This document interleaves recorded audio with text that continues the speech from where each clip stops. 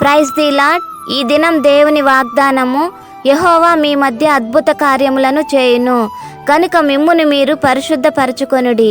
యెహోషువ గ్రంథము 3వ అధ్యాయము 5వ వచనము. ఎప్పుడు దేవుడు మన మధ్య అద్భుత కార్యాలు చేస్తాడు? ఎవరైతే యెహోవా యందు నిలకడగా ఉంటారో, ఆయనతో ఎవరైతే సహవాసం చేస్తారో, ఆయన మాట చొప్పున ఎవరైతే నడుచుకుంటారో, అపవిత్రమైన వాటిని విసర్జించి ఎవరైతే తమ్మును తాము పరిశుద్ధపరచుకొని పవిత్రమైన జీవితం జీవిస్తారో వారి మధ్య దేవుడు అద్భుత కార్యాలు చేస్తాడు.